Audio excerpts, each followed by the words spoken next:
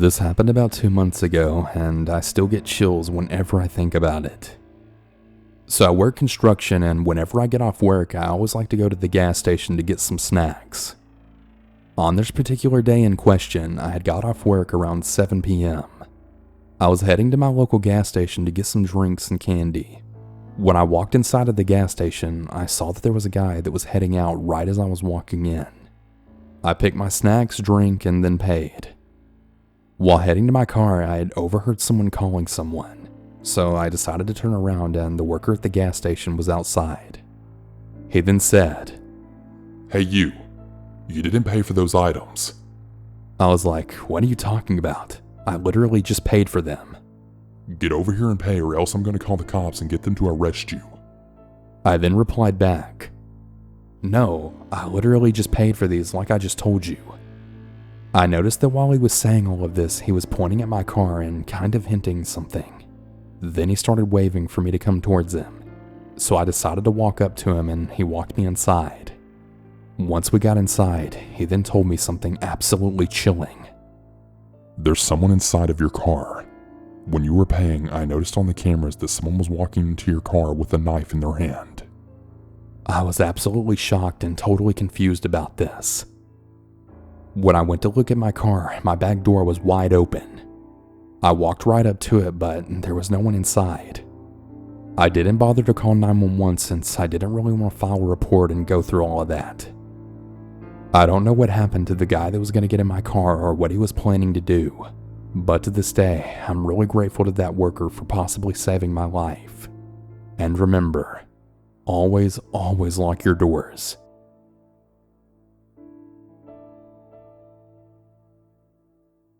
The story takes place a long time ago on a frigid December night in 2007.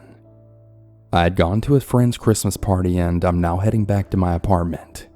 On the way back, there's some construction blocking the exit to the freeway that I needed to take home. This is before the days that GPS navigators and maps were pretty common on phones. I decide to stop at a nearby gas station and to ask the clerk for directions to the next exit so I can get onto the freeway. As I'm walking into the store, a young woman appears seemingly out of nowhere and starts walking towards me. Just the sight of her puts me on edge. She's wearing a really ripped up black hoodie right underneath a thick windbreaker and a set of baggy cargo pants. I turn away and start walking faster, hoping I can get into the store and just avoid her. She calls out, "Hey, wait." I pretend that I can't hear her and just keep walking, but then she shouts out again. This time quite loudly, "Wait up," and she waves her arms around. At this point, I can't really ignore her now, so I apprehensively turn to face her. Now that she's closer, I can see her face a little more clearly. The massive amount of makeup she's wearing doesn't conceal her sunken red eyes. I'm not gonna lie, her face was quite attractive, but somehow, I don't know, that just made her all the more unsettling to me. Before she even starts talking to me, I just know this is going to be trouble. "So what do you want?" I say to her. "Yeah, so I know I don't know you, but could you do me a huge favor? My car won't start, and I think the battery's dead. Can you jumpstart my car? It's right over there." The lady points to a vehicle parked on the other side of the lot. No, sorry. I don't have any jumper cables in my car," I tell her. "I think they sell those things here in the gas station. Why don't you buy some and then you can help me?" she says with a smile. I can tell that she's trying to be flirty with me. "I'm sorry, but I can't help you." I tell her this and start walking away, hoping she'll get the hint. Instead, she grabs my arm and pulls herself closer to me. "Come on, a hot guy like you can't help me out? You seem really cool. What's your name?" "I'm Tiffany." She puts her arm around my waist and then tries to cuddle up to me. I can smell the cigarette stench mixed with the perfume coming off of her. Now, as a young single guy in his early 20s, normally I would welcome an attractive young woman coming on to me, and I'll admit I was pretty tempted by her, but there's something really shady about this. I push her arm off. "Look, I can't help you. Ask someone else." I decide immediately that I really need to get away from this girl and start walking back to my car, figuring that I'll just drive somewhere else and ask for directions. Of course, she follows me. "Hey, come on, don't walk away. Where's your Christmas spirit? I really want to get to know you. Come back to my car," she says as she once again grabs my arm. I shake her off and just keep walking. I get to my car and open the driver's side door. She walks to the passenger side and literally tries to open it. "Look, I told you I can't help you." I shout at her as I get into my car and close the door. I turn on the engine and she runs over to the driver's side and knocks on the glass. I want to drive away, but she's positioned herself in such a way that I might risk hitting her if I pull out of the parking space. I slightly roll down my window and then I tell her, "Look, for the last time, I'm not going to help you. Get the hell away from my car and take a hike." Her demeanor instantly changes from fun and flirty to angry and hostile. She then shouts back at me, "You freaking loser, like I'd ever even let you touch me anyways. Screw you." She kicks my door and runs back to her car. I'm really kind of shocked as to what she's done. I'm ready to get out of the car and call the police on her, but to my horror, when I look over, I then see her climb into the passenger seat of her car and watch as another man emerges from the shadows and then climbs into the driver's seat. He's carrying what looks like an ice scraper in his hand. My heart starts pounding as I then hear the other car's engine then fire up. She had been lying about her car being unable to start. I fearfully realize that there's no time to call the cops now. I have to get out of here right now. I pulled out of that gas station faster than I've ever pulled out of anywhere in my life and peeled out onto the road. I can see the other car then pull out and then start following me in my rearview mirror, thus beginning what would then become the most dangerous few minutes of driving in my life. I then start driving as fast as I can away from the other car. They stay in pursuit of me, honking their horn as they try to catch up to me. I take just about every turn that I can and weave around a few cars. I come up to a light that's just about to turn red and I see my opportunity now. I slow down a bit and the light turns red. I wait a couple of seconds and then I gun it right through the light, getting a few horns honked at me from the oncoming traffic, but I don't care at this point. I look in my rearview mirror and I can see the other car slam its brakes at the red light. I then drive away as quickly as possible and pull into a nearby subdivision. I take a few turns and drive deep into the neighborhood, parking near a dark house. I turn off my lights and finally take a few minutes to breathe. My heart is pounding a mile a minute and I can hardly sit still. I wait a few minutes to try and calm my nerves and finally start driving back out the way I came. When I get into the road, there's no signs of the car. It looks like I've lost them. I eventually drive down to a different gas station and then ask for directions in there. I also tell the clerk that there's a crazy couple on the loose trying to lure people into a trap by claiming their battery is dead, but he doesn't seem all that interested. I can't really blame him though, because I didn't really have a lot of info to give. I never got a good look at the car or its license plate. I safely make it back to my apartment. When I get out of my car and look at my driver's side door, thankfully the dent that girl made with her kick wasn't too bad or too much damage. Over a decade later, that story's still one of the scariest things that has ever happened to me. I'll never forget the look of pure malice that the girl gave me when she then shouted at me and kicked my door. My guess is that she was a junkie of some kind. I don't really know. I have no idea who that other guy was or what they intended on doing to me.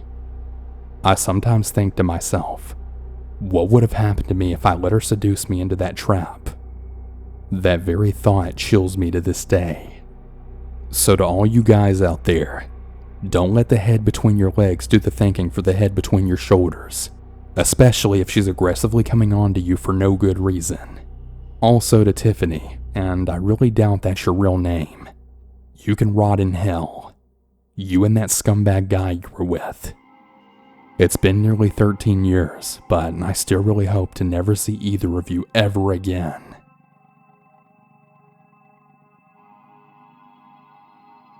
A young white man who looked to be about 25 years old came up to my window at the gas station I work at. He was dressed very well in a new red Nike sweater, new Nike shoes, and a new baseball cap, and was also freshly shaven. I approached the window, and he asked me about a particular energy drink that we don't really carry, so nothing too weird quite yet. When I tell him we don't have it, he looks super dejected, and he kinda just stands there for about 2 minutes without saying anything. I'm a pretty patient person, and I deal with a lot of weird people pretty often, so I just silently wait. The young guy then asked me, "What should I do?" And I reply, about what?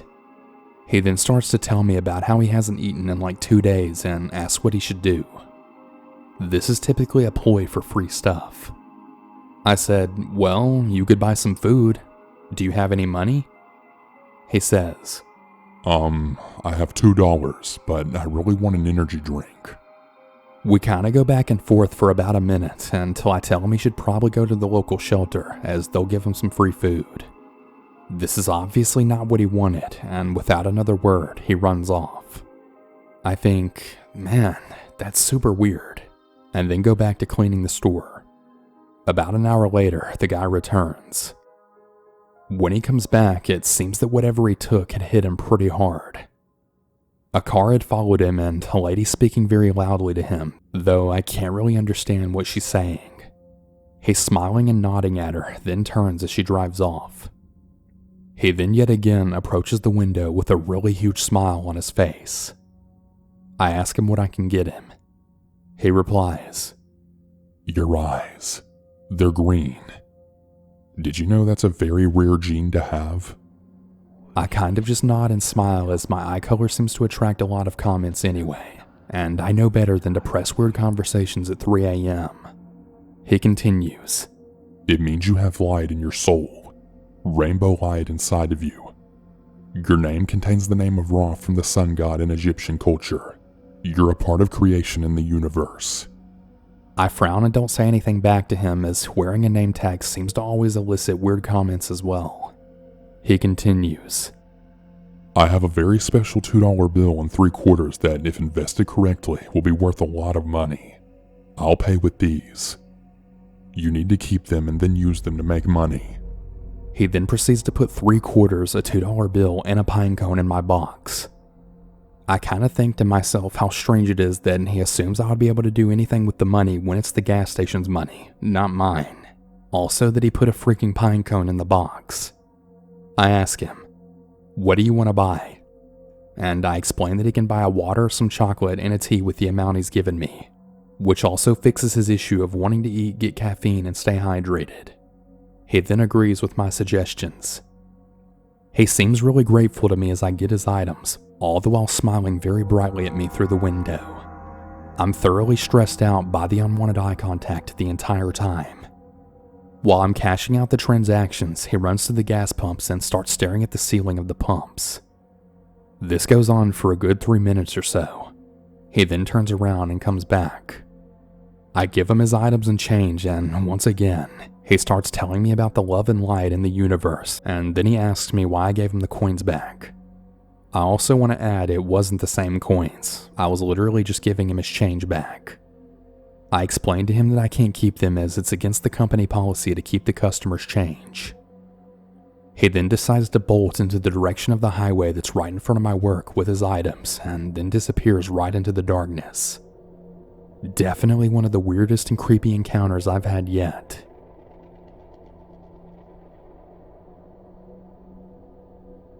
So this happened to me just last Christmas.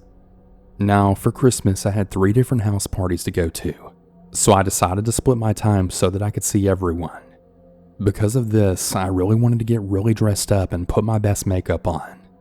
I guess you can say I'm fairly attractive, and I guess the makeup and pretty dress overdid it. I first spent the day with my family, then moved on to my best friend's house party. Her family is a lot like my family, and we had a really great time. I actually stayed there a lot longer than I should have, and I ended up leaving right as it was getting dark. Now I'm off to my boyfriend's family's party now. As I was driving there, I had noticed I needed gas. I was really trying to decide if I should get gas and be even later. I decided to get it then because I knew I'd be leaving his house pretty damn late and I didn't want to be getting gas by myself at midnight or something. I normally don't really like going to that gas station because I've been catcalled there plenty of times before. And what do you know? I pull into the end pump and first thing I hear right when I get out is, "Hey sexy, you got a really nice body."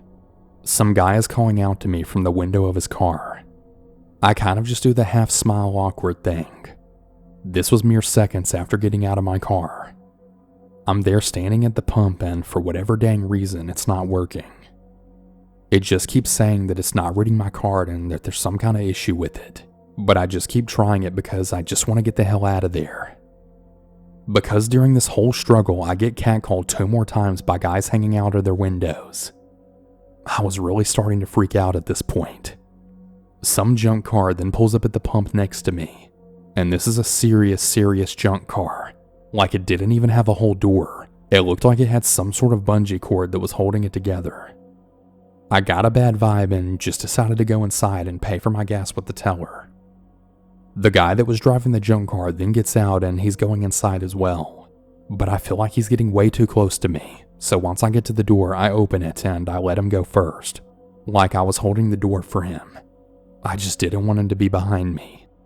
He starts saying how sweet I am, and it was just getting really creepy. He looked like he did really hard drugs, and just the way he was staring at me just really made my stomach turn.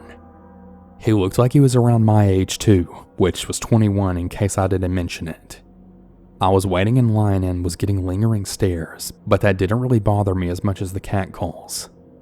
So once I finally get to the cashier, he then says, "Oh, I can't give you gas." I'm like, why the hell not? And then he starts making some excuse on why he can't sell to Bronco fans. My purse is a Broncos purse. I'm just like, dude, I'm trying to get the hell out of here. Hurry up.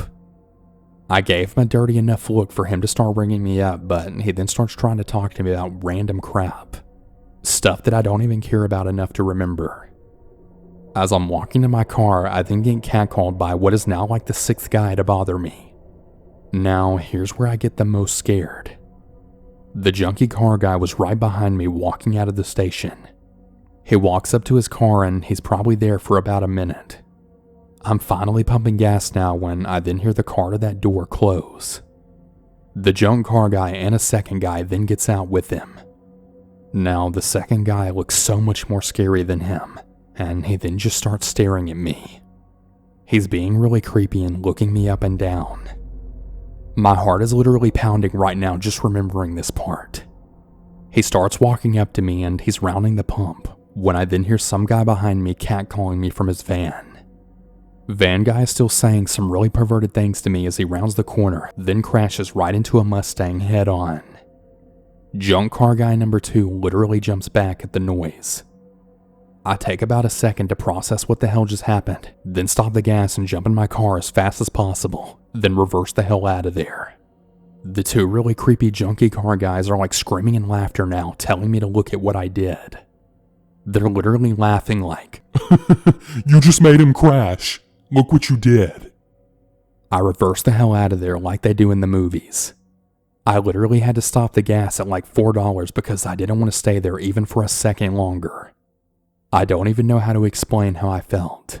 It was like I was shaking and crying and also laughing at the same time. I actually had to scream in my car just to get rid of this feeling.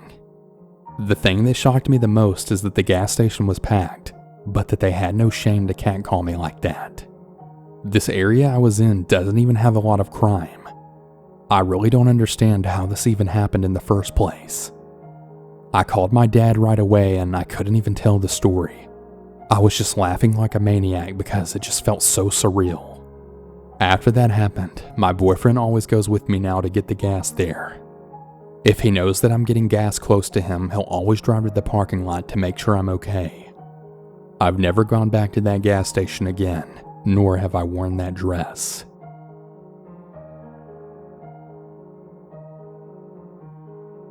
At the time, I was 19 years old. My current age is 23. At the time, I worked at a dog facility, and Murphy's was the closest gas station. I was driving a really old truck at the time, so you can't entirely trust the gas gauge on them all too much. I put in my card and started pumping my fuel when this really tall man came around my truck and then started talking to me, which is totally fine, but he just came out of nowhere. Well, he proceeded to take the nozzle right out of my hand and then started pumping my gas for me, which in my opinion was kind of odd to me. He then went on to ask me what I was doing pumping my own gas, and I proceeded to tell him kindly that I was an adult and I don't really need anyone to do it for me. Well, then he asked if I had a boyfriend. I said that I do, which I was totally screaming in my head how bad that I wished he was there. He then looked around and then said, "Well, where's he at? I don't see him here." At this point, I'm starting to mentally freak out, so I'm like, "Sir, just because we're young, that doesn't mean we don't have to work every day just like you. My boyfriend can't be with me 24/7 because we're both really busy trying to afford a place to live." The man stopped pumping my gas at that point and then said, "You're right. Well, have a good day. I really can't wait to bump into you again." I then finished pumping my gas and got the hell out of there. I always carry 2 knives on me at all times, and I have a knife in my trunk as well. I just want to add that I do understand being a gentleman and wanting to help someone out, but putting your hand on the nozzle to my pump while my hand was there, that is just not cool. Always ask first, and if they say it's okay, then fine. But don't just do it and then try and leave when they explain why their boyfriend isn't around all the time. So yeah, that was a little creepy for me. I haven't seen him since, but I also don't drive that same truck anymore. But I always have someone with me whenever I go to that gas station now.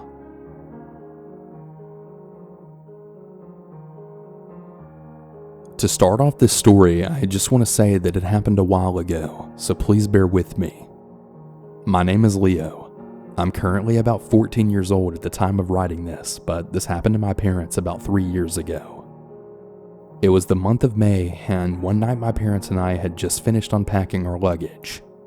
It was our summer vacation, and we decided to spend it in my mom's hometown in Mexico. Now, this area in Mexico has a lot of bad rep for countless cartels, drug deals, and also famous Mexican drug lords, but that's not the point. The point is that the crime rate isn't as high as it used to be, but when things did happen, it usually didn't end good, like blood splatter or multiple knife wounds good. But hey, even from a bad rep, it was still a pretty beautiful place with many attractions. We came from pretty far away, so we were too tired to check out the plaza, or even the little stand shops at the time, but that's not too relevant. Let's cut forward about a week later, and my uncle and aunt from my dad's side of the family had called him to arrange a visit since we were close to them. Now, remember when I said that we live far away? Yeah, I wasn't kidding about that. We live all the way in California, and we traveled by car, which is about 2 days out on the road. Of course, my dad took some breaks, so the drive wasn't as heavy, but nevertheless, it was still one hell of a ride. Because of this reason though, many of the familiars on my dad's side of the family can't even visit us. Either they don't have the time or it's just way too far away. Now, as you can guess, my dad of course said yes to the opportunity, mainly because of the reasons I just mentioned. This kinda bothered me though because it was my least favorite uncle and aunt. Like I mean literally least favorite. The ones that constantly boss you around to bring them this or that, and always force you to do favors that you don't want to do.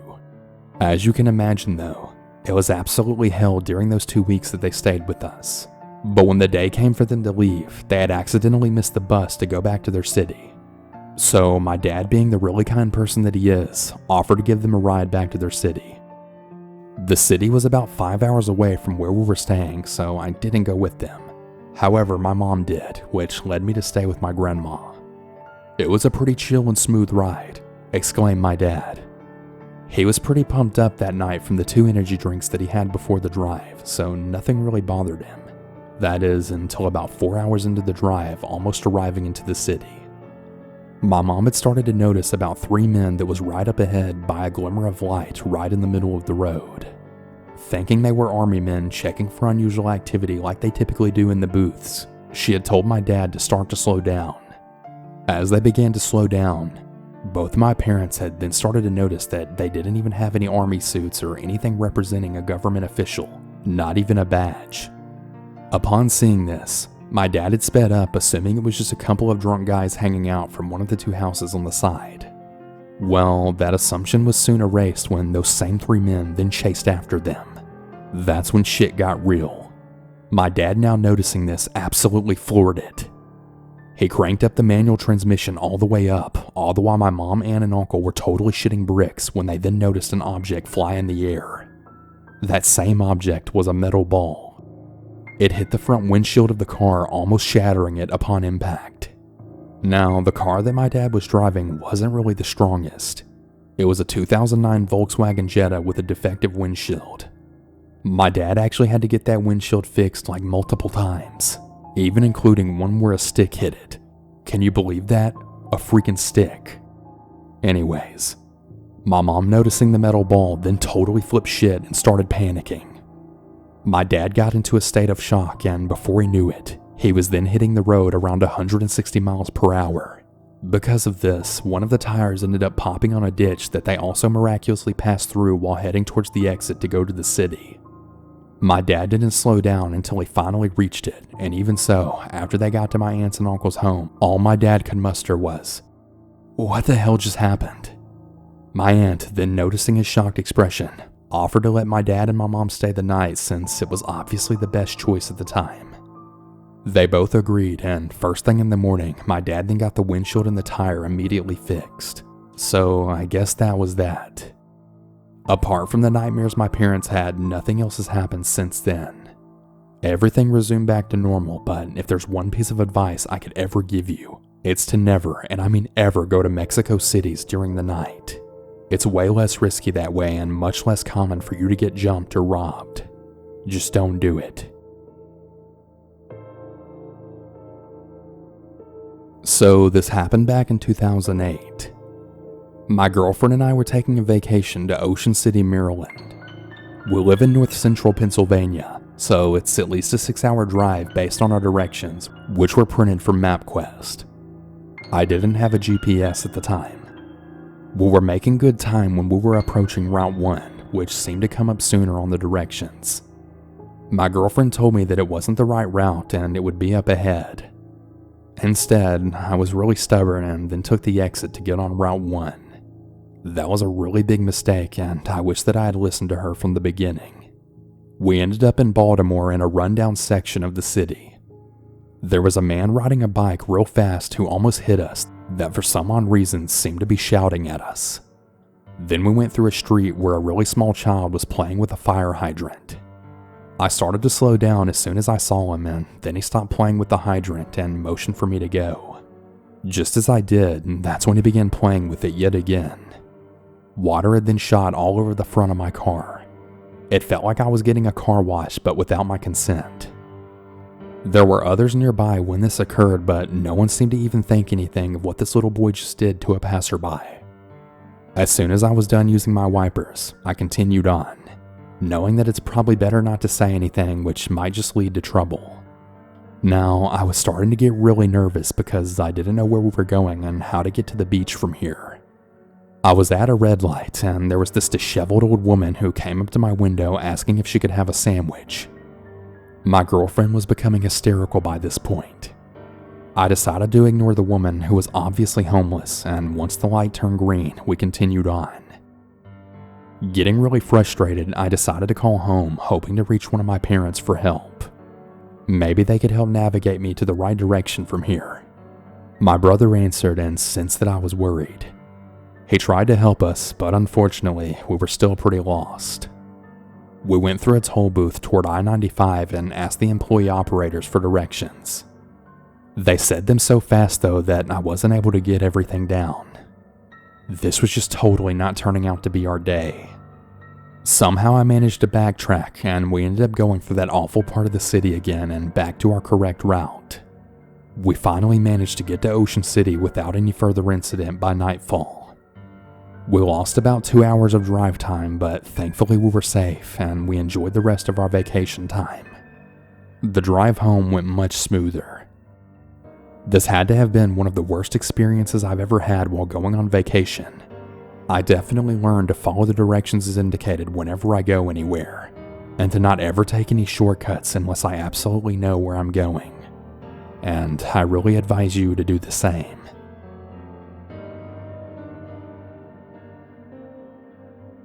My uncle once told me this story about him and his wife when they were on their honeymoon about 2 decades ago.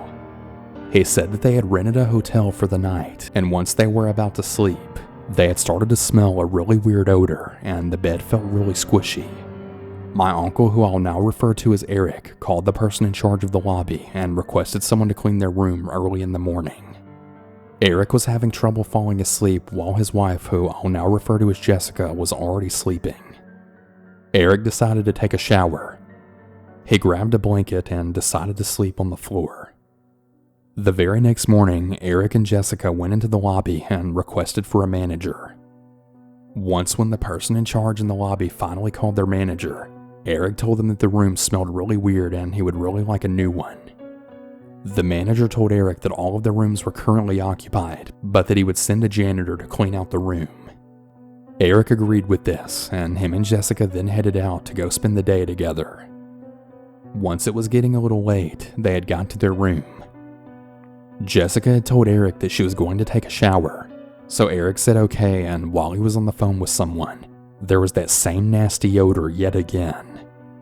Being really frustrated, he wanted to find out exactly where that odor was coming from, so he decided to check the cabinets and everything else. That's when he then got near the bed and noticed that the odor was really strong now. He removed the first mattress, and then to his horror, he started to scream. That's when he then saw that there had been a dead body underneath the mattress that entire time. He said that the guy looked around his late 30s. Eric grabbed the phone from the room and locked himself in the bathroom where his wife was taking a shower. That's when Jessica asked him if everything was okay and why he was screaming. Right at that moment, my Uncle Eric then passed out.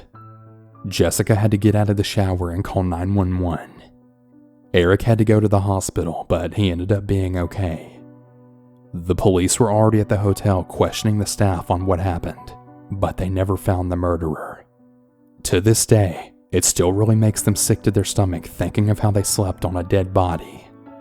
That's pretty much the end of it. Eric and Jessica eventually just went to their home and decided to call it a night. They never heard back from the police, and to this day, they still have no idea who was responsible for the body. While vacationing in Hawaii, I witnessed what seemed to be a terrifying crime in progress. My husband and I went to Oahu for a 6-day trip in November of 2019. For the most part, we had a pretty marvelous time, enjoying the humid weather, swimming in clear waters, taking challenging hikes, and really enjoying the sights of paradise.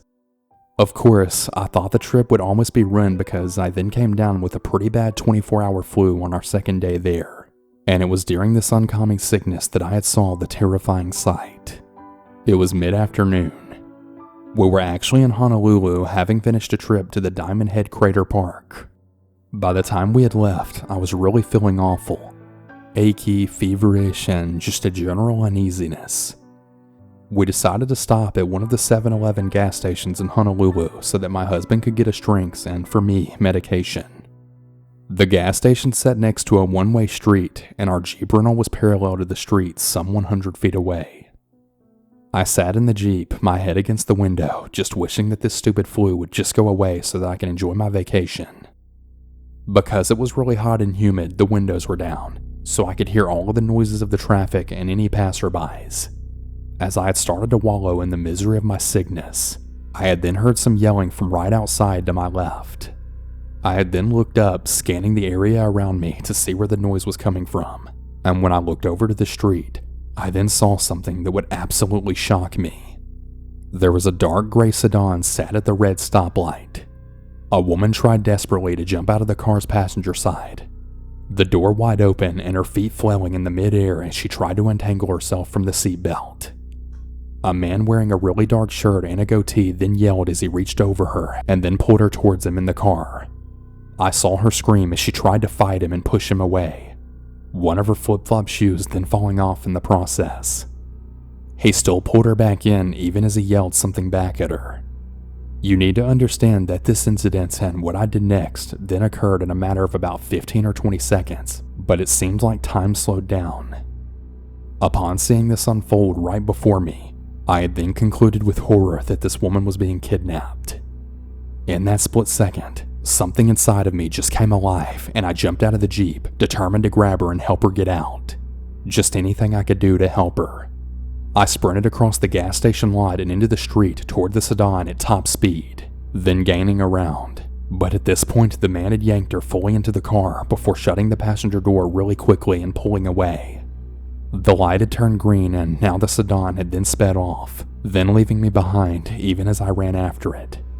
It quickly turned around the corner a block away and I was no match for its speed, but I was able to get the first 3 letters of the license plate.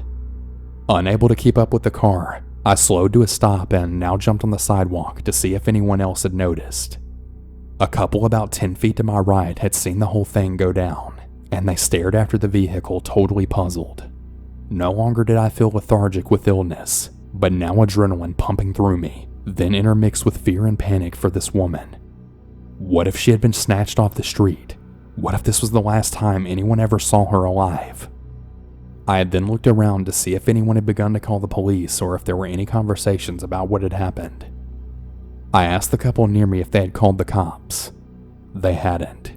So I ran back to the Jeep, grabbed my phone, and called 911. I'm sure that I sounded panicked and distraught as I relayed what I saw to the dispatcher, who had then calmly mentioned that they had already received a call about that same sedan and that someone was on their way, right before hanging up on me. A few minutes later, my husband returned to the Jeep, and that's when I told him everything that happened. There was another woman, a patron who had been at the same gas station, that came up to our Jeep and then showed me that she had actually recorded that whole incident on her phone. We ended up calling the police yet again. A female police officer then showed up about 10 minutes later. The other young woman explained about the video, and I told her in detail what I had witnessed. I even gave her the license plate number and told her where the car had turned. The female officer remained unusually calm and almost nonchalant about it, as she told me that the police had already received multiple calls about the sedan and the couple arguing inside of it. She went on to say that the couple was just beefing, that basically they were just arguing and causing a scene while driving around Honolulu. I stood there just absolutely shocked at what I heard. That terrifying scene of a woman desperately trying to escape? You're telling me that was just a mere domestic dispute? And the female officer, just like the dispatcher, then spoke about this as if it was no big deal. Part of me wondered if the laid-back attitude expected of Hawaii citizens had seeped into law enforcement. Part of me wondered if I had reacted dramatically, and part of me still wonders about this woman's safety. Domestic disputes have often become really violent, and people have died because of it. I couldn't help but wonder if more should have been done about it. Or maybe that was just it, that they were doing all that they could do and just needed to disassociate themselves from any kind of emotion so that they could do their job. Anyways, the police eventually left after that, and my husband and I continued on our way. I did get over my flu, and we really enjoyed the rest of the trip. Months later, I still sometimes think about the incident. Even though it was, as the cops said, just a simple dramatic domestic dispute, it was still absolutely frightening to see a woman trying to escape and then being pulled into a car like that. That's the kind of thing you see in nightmares, and I could only imagine the terror of being unable to escape from something that's terrorizing you. Maybe they really were just having couples beef. However, if it was more than that, I really do hope she managed to get away and is somewhere safe now, and that she hasn't become another tragic domestic violence statistic. I just really hope that's not the case.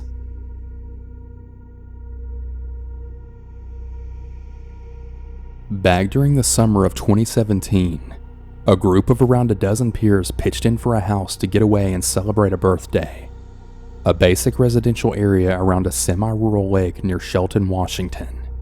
The house had a separate garage with a few beds where myself and a few others were sleeping that night. The house sat above a lake with a deck as well as a little pier down in the water. After a pretty long day of cooking, drinking, and playing some games, it was then time to crash around 2 a.m.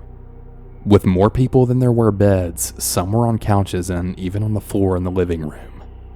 Folks had been drinking fairly heavily, and they were out cold. Right around 3:30 a.m., I woke up with the need to go and use the bathroom. As I'm putting on my pants, I noticed out the window the long diffuse shadow of a person moving in some light right on the street outside. I didn't really think too much of it at the time. Probably just somebody walking their dog, I thought. I made the walk across the driveway with the key in hand and noticed that the door is totally unlocked. I go in to find a friend checking their phone in that really drunken daze after only a short amount of sleep. Really confused, he then asked, weren't you just in here? I tell him no, and they ask if anyone else from the garage was out of bed. I say no yet again, and my buddy shook it off, albeit super confused. Confused as well and kind of amused, I did my business and returned back to bed, locking the door right behind me. During the next morning, all of us were awake and in the main space cooking some breakfast and enjoying the sunshine. Two of my other friends, who were a couple, asked if there was any open windows in the house last night, as one of them was convinced that a draft opened their door from a cracked position. Their bedroom was at the back of the house, past at least 5 other people sleeping in the living room and 2 other bedrooms. There was one open window, but no others in the house, so I'm not really sure about a draft. So remember the guy I had spoken to during my bathroom trip? Well, he piped in to ask if they know what time this happened. They said right around 3:30, right when he thought he saw me walk through the house and when I saw the shadow moving down the street. We all totally got chills when all of these details came to bear. It was right then that somebody had brought up a Twitter or Facebook post about how somebody had reportedly been breaking into homes in the area and literally doing it for like months. We never ended up reporting anything as we weren't really sure that this is what happened. Turns out though that the guy was a pervert and just liked to watch women sleep. Now, all of these events could totally just be a coincidence, but looking back these years later, I'm pretty convinced that our rental was victimized by this creep. Nobody in our group was armed, and I'm not even sure if there was even a security system. Also, I'm pretty fairly confident that I'm not the one who left the door unlocked. So yeah, pretty damn creepy.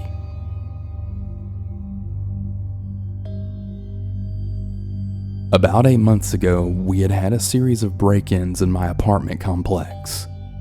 I usually never have my door locked because, well, they're manual locks, and I just always seem to forget. Stupid, I know. Well, one day as I got home from work, I had saw a van that was parked next to me with its door wide open.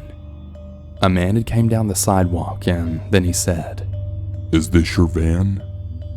I just kind of shook my head and told him I didn't know whose it was. "Well, it's definitely not a good idea to leave your cars unlocked or open with what's been happening lately." He then turned to walk away and just told me to stay safe. Fast forward to about 12 a.m. I had told our roommate that our dogs needed to go outside, so I'd be right back. I walked behind the apartment to where the doggy bag station was. Right across the yard, I could see a black figure standing underneath the streetlight. It was just staring at me. My dogs had started to growl a little bit and then just started eyeing him. As I turned to go back, the figure also turned. I walked around to the front when I then saw the figure up front as well, just a little bit closer this time. It was now that I was starting to get a little concerned. As I started walking toward my apartment, he did the same, walking in my direction. I stopped, he stopped. My neighbor came downstairs and headed to work. He told me to have a good night, and I told him the same. I used this conversation to make it upstairs and then run inside and lock the door. My roommate was still out for the night, so I just decided to sleep in the living room. I was watching TV when I then heard my front door handle start to be jiggled around. That's when my dog then started going insane with a lot of barking, and then suddenly, I then saw a black figure hurl jump down the stairs.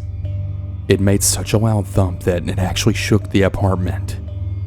I watched him look around really quickly, and as he looked at my apartment, that's when I realized that it was the very same man who had asked me about the van previously. I constantly wonder what would have happened if I had not been in the living room when I was, or if my neighbor hadn't come down the stairs. It's really creepy to think about. At the time of this story, I was about 5 to 6 months pregnant. I worked at a car parts store. 9 years of my life has been working with car parts, and as a female, we meet some pretty creepy characters. If they didn't right out ask to speak to a man, they'd be trying to talk down to you because apparently women don't know mechanics. That's just the South for you. We had one regular customer that pretty much came in almost every day. He was a backyard mechanic. Now, if you don't know what that means, it just means that he would rig stuff and always overcharge for like the dumbest things. We called him Barefoot because, well, he always came in barefoot. I had spoken to this man many times and he always gave me really creepy vibes. Like, don't leave your kids alone around him kind of creepy. One day I answered the phone and it was him. He had called in to see if his part had came in. No problem. I put him on hold and then went to check. When I get back to tell him it was in, I picked up the phone and I then heard him talking to someone else. Not wanting to be rude, I just listened and waited for him to be done. That's when he then said something that made me want to vomit. He said that he couldn't wait to catch me alone so that he could get my number, and that he also had intentions of me orally pleasing him to completion. He said it in a really nasty way, but I'm sure you get the gist of it. I immediately hung up on him and told one of my bosses in case he called back and said something about being hung up on. But of course, at that point, nothing could really be done. Well, about 2 days later, he had came in right as I was walking out, and he then started to scream about how he liked my ass. At that point, I then turned around and went over to my boss over the last boss, but once again, they said nothing could be done. This sort of thing kind of happened a few more times. I once saw him actually creeping around my car, but since he didn't do anything, once again, there was nothing they could do. After about 3 weeks of him just catcalling and getting away with being crude, he then took it up a notch. One day he came in and walked straight to where I was and started asking about parts. As I start to look up what he needs, he grabs my hand and then whispers to me, "Look, I don't care if you want it. I'm gonna screw you." Now, it didn't immediately register to my mind what he had just said because, who says things like that? As soon as it sunk in what he said, I walked away to the back and absolutely refused to come out until he was gone. Now, they could do something about it, right? Nope. My district supervisor actually happened to be there that day, and I then explained to him what was going on with the guy. And his first question? Well, does he buy a lot around here? I honestly don't know why I never told my husband about any of this, but I felt like my place of employment was really failing me, and I was scared. About 2 days after that, I had went outside to my car because I forgot my name tag. Guess who was waiting for me right on the side of the building? Yup, Barefoot. I barely saw him out of the corner of my eye before his hands were on me. He had yanked my arm so hard that I fell to the ground, and then he pounced. He had started to cover my mouth while then fondling my breasts. His face was inches from mine when he then spat out, "I got you now." I was very pregnant and really scared. All I could think of was trying not to freak out to the point that I went into premature labor. Right at that moment, I just knew that the worst was about to happen right in broad daylight. By the grace of whatever power you believe in, one of my coworkers was coming out for a smoke. She always went on the other side of the building to do her smoking, but for whatever reason, on that day she decided to switch it up, which I found out later that she was actually just checking on me because I was taking too long. She then screamed at him, and it was enough to get him to run off, hop into a car that he had parked right next to mine, and then pill out. I would really like to say that my place of employment was really great, and they sent me to the doctor to get checked out, but they didn't. They said that all they could do was just to tell the guy not to come back. I'm not ashamed to say that I actually cried for hours after this incident. But let's be honest, who wouldn't?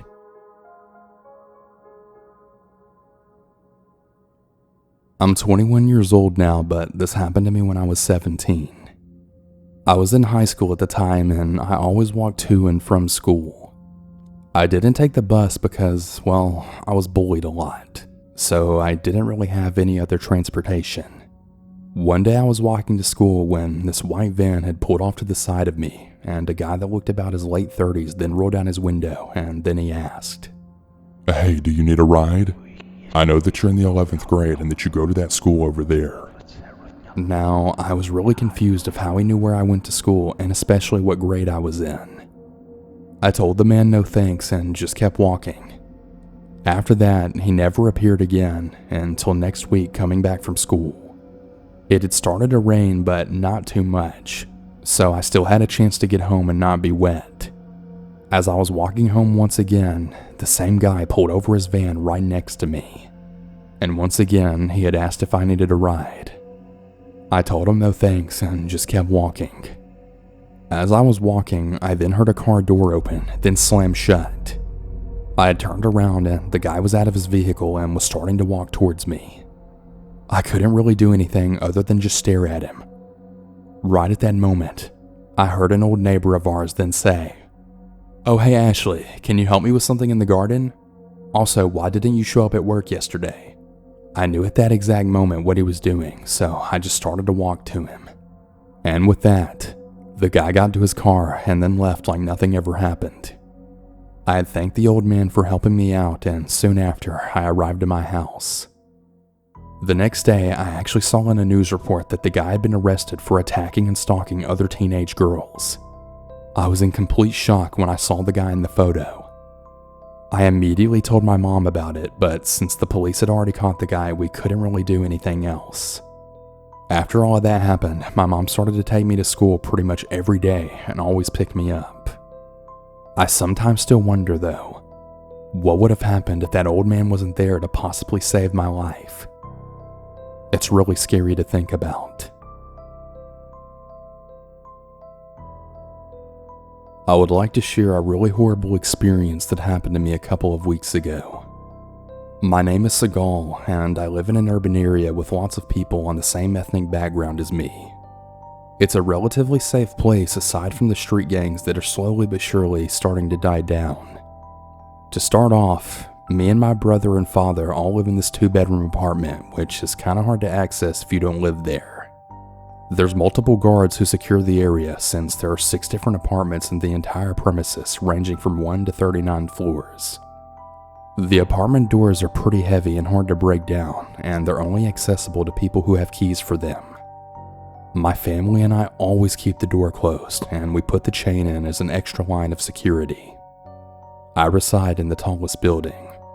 Anyways, I'm always home alone since my dad goes to work and my brother's usually at my uncle's house for most of the day. About 2 weeks before this incident, I had noticed that there was this man who was always giving me eye contact and sometimes followed me close behind whenever I left to go home to buy things.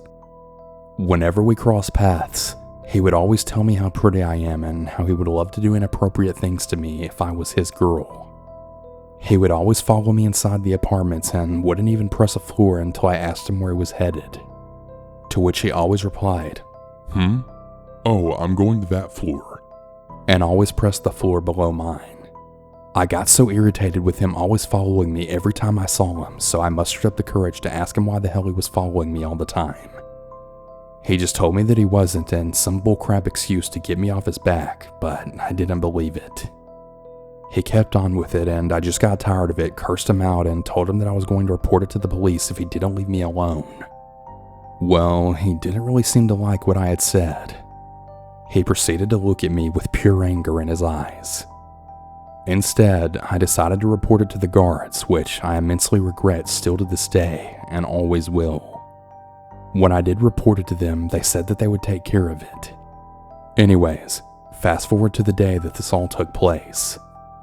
I had came home around 8 p.m. and my dad wasn't home, so I locked the door and I didn't put the chain on it because my dad was going to be coming home late. This was a really bad idea, seeing that I could have just stayed up until my dad came home and then unlocked it myself. It was only my older brother and myself. My dad had called me and let me know earlier that day that he wouldn't be home that night until around 1 a.m. I dozed off at around 12 a.m. and that's when I awoke to some kind of noise in my room. It was kind of like a shoe hitting the edge of an object. Now, I have a really extreme paranoia whenever it comes to dark spaces, so I kept my light on. The headboard of my bed has a light that's very dim, so I decided to keep that one on instead of my bright lamp. Like I was saying, I awoke to some noise that night and slowly started opening my eyes. I had a really huge blanket over my eyes and body, so I could only see a little bit. So, for example, if a person were standing a few feet away from me, they couldn't see that I had my eyes open. So when I did open my eyes, I could slightly see a figure in the corner of my room clear as day, and it was the man. It was that same man that was following me. I started to panic really bad, and my heart rate started to go up really fast. However, I decided to just act like I was asleep. I could make out the large object that he had in his hand to be a sledgehammer. The handle of it was about the same size as a ruler. I have a few drawers on the left and right side of my bed attached to the headboard, and I had a really small but sharp knife on the left side drawer, which at the time was facing my back and away from him, so he wasn't able to see it. The man started to creep over to me with the object in his right hand. He set it down on the larger drawer which was facing his back. He then proceeded to move my blanket from the lower side of my body and then started groping me. I was about to cry. I slowly but surely had moved over to the left side of the bed, acting as if I was still asleep and that my body was just adjusting itself. I guess he didn't want my body to be moving at all, because I saw that he started reaching for the hammer and probably thought that hitting me with it would just diffuse the problem. He succeeded, because as I was scrambling out of my bed, he had actually managed to hit me right on the side of my temple with it. Right then, I immediately hit my back against the wall from all of the dizziness. I grabbed the knife and then shouted for my brother at the top of my lungs. He leapt across the bed and then charged at me yet again, but I clutched the knife harder and stabbed him between the area where his shoulder and neck met, which then led him to yell, and very loudly. My brother bursted into the room and then tackled him onto the floor and then started aggressively beating the life out of him. I proceeded to stumble towards him, grab the hammer, and then hit him on his head as hard as I could. He was out cold. I snatched my phone off the bed, called 911, and explained the whole ordeal while my brother had him pinned to the ground. Then I called the security guards, who then contained him while the police were on their way. Then I called my dad while crying and telling him what had happened. The cops had arrived minutes later and they arrested him. My dad came home right away and caught a glimpse of the man. He was returning back to consciousness and actually tried attacking him while then cursing and threatening him in our language. My brother literally had to pull my dad away from attacking the man. My dad came inside to find me curled up on the floor, crying uncontrollably. He started comforting me while holding my head to his chest to calm me down. After all of this happened, my dad took me to the hospital. They said that I would be fine though. The one thing about this that I'll never understand is how he even got through my front door, then my bedroom door so quietly, and then managed to shut it without a sound. As well as how my brother, who was awake at the time, didn't even hear him coming in. I always wonder if I hadn't awoke that night, what would have happened to me, and what would have happened if my brother wasn't there. I'm just really happy I never have to find out.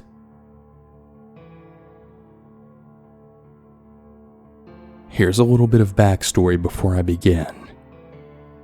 So the story happened when I was around 22 years old. For perspective, I'm a female who had been in the same relationship for about 2 years. I had been in a secret relationship with my boss. He was much older than me, and I was really starting to get bored of the relationship. He was around 37 years old, and well, he didn't have much of a libido. Now, I'm a very adventurous and sexual person, and I started to realize that I wouldn't be happy staying with him since our love life had pretty much fallen right down the crapper. I still felt like I loved him, but I was always really curious on what I was missing out on. He often worked mornings and I worked nights, so there was only about a 2-hour overlap where I would see him at work. Other than that, he was almost always asleep by the time I got home. I had seriously started to lack the kind of love and affection that I would require to continue on with that relationship. I also really enjoyed going out to bars and socializing with people of all ages, especially since I was getting no type of excitement at home. Now, I've never told anyone about this experience because I know if any of my family knew about it, they would probably be pretty upset. My father is a sheriff, and I know that they would disapprove of my decisions. My mother has never been a fan of me going out to bars, and she's always warned me about not leaving with people that I didn't know. But since I was getting so bored with my life, I said screw it, and I just did what I wanted. I still think about this experience a lot, and it really makes me glad that I'm able to share my story to this day, knowing what all of the outcomes could have been. Now that all of that's out of the way, here's the story. One night after a really long shift, I went straight to a local bar to have a couple of beers and socialize. I oddly really love going to bars by myself for a lot of reasons, but mostly I just know how to take care of myself and I like making my own decisions on things. So I was sitting there at the bar by myself just drinking a beer and staring at my phone. I would almost always acquire company even if I went by myself. Being a young girl in my 20s with long blonde hair, and I was pretty friendly. So there I was by myself. The bar wasn't empty though. I noticed that there was some kind of company get-together mostly comprised of adult men right behind me, and they seemed to be drinking and having a good time. I didn't associate myself with the group and just sat there drinking and on my phone. All of a sudden, there was a rather large man, maybe in his 40s, sitting next to me and trying to start up a conversation. I wouldn't have considered him attractive, but I'm not the one to shoot down a conversation with a stranger just for that reason alone. He was asking me all of the basic usual questions, and he seemed friendly enough. He also had a friend with him that came up behind him and also engaged in conversation with us. This man looked a little younger and more attractive than the first man. All three of us conversed, and it was pretty obvious that they were involved with the company party happening behind me. I thought the men were nice, but I still tried to pick up on people's intentions and tried to keep that in mind. I just tried to keep that in mind. Both of the men tried to get me to leave with them. Even though I was flattered, I turned down their proposal, telling them that I was in a relationship and that I really wasn't interested in anything. They said it was okay and still talked to me. They then went on to tell me that they were actually at a hotel nearby and that if I was willing to go with them, they had dabs back at their hotel room that they were willing to share. I was very aware of the dangers and I denied them multiple times. Now, I'm not gonna lie, I'm a stoner chick and I love getting lit, but not with strangers so late at night while I was alone. They were really persistent though. Being the young, ignorant girl that I was, eventually, I decided I would be adventurous and just try and go with them. That's when I told them that I was only interested in the dabs. I would go with them, but I wasn't going to be sleeping with either of them. They said that we were only going to do dabs, nothing more, and they seemed very excited that I caved and agreed to go with them. So we packed up all of our stuff and started leaving the bar. One of their coworkers actually tried to come running after us asking if he could tag along. Both of the men told him no and that he would have to stay. The man who was trying to come then became bitter and then yelled out after us as we left the bar. "Alright, but you better send me pictures." Right then and there, all of a sudden I got a really bad feeling. I felt a shiver up my spine and I could hear both of the men chuckling while walking with me. I then stated for a second time very clearly that I was not going to be sleeping with either of them, to which they both said they knew. I started to feel like I was making a really bad decision, but just continued on. I have no idea why. Maybe because I had already committed to going and I was already on the street with two very large men that I didn't know. We walked to the hotel and my feeling of discomfort started to swell up inside of me. We didn't say much while we walked. We made it to the hotel and stood in the elevator. 100 different thoughts then started to run through my mind. I had started to think about all of the different outcomes of how the situation was going to play out, and I started to panic, afraid of what would happen if I all of a sudden decided to run. We had walked down the hallways right toward their room and I noticed them glancing at each other. What am I doing? What am I thinking? Where are they going to find my body? All of these questions and even more running through my mind. I couldn't help but imagine going into their room and having it all be set up like an episode of Dexter or something. But when we arrived at the room, it was totally normal. The first guy sat at the desk and dug out a backpack from under the table, then started pulling out his dab equipment. But I had noticed the other guy seemed very fidgety. He stood next to one of the beds, just watching me. I'm not gonna lie, I felt incredibly uncomfortable. But being the quiet, soft-spoken person that I was, I stood there and said nothing. I decided to take a position next to the desk, leaning against the wall. I really can't remember either of their names, but for the sake of the story, let's call the man serving the dabs Jack and the more slender, sketchier one Frank. We were having a pretty normal conversation, and I had already been given around 4 dabs and was feeling pretty high. I had started to notice that Frank was inching closer and closer to me, and that's when the content of our conversation then started to take a completely different turn. Jack seemed pretty laid back, just taking dabs, but Frank was getting closer and closer by the minute. They tried talking to me about my boyfriend. Now, I had no intention on cheating on him, and I've never cheated on any of my boyfriends throughout my whole life. I definitely wasn't going to start now. They had started asking me if I was happy, if I was bored, and what I liked to do sexually, and what they liked to do sexually. I was incredibly uncomfortable. Frank was all of a sudden right next to me with his arm leaning against the wall just inches above my head. I started stuttering and I couldn't think straight. I was afraid to tell him to back off in fear of creating an even more uncomfortable situation. My heart was pounding so fast that all I could think about was getting overpowered and then taken advantage of. I then started saying that I should probably go home now, and they both just started asking me questions about why I'm in such an unsatisfying relationship.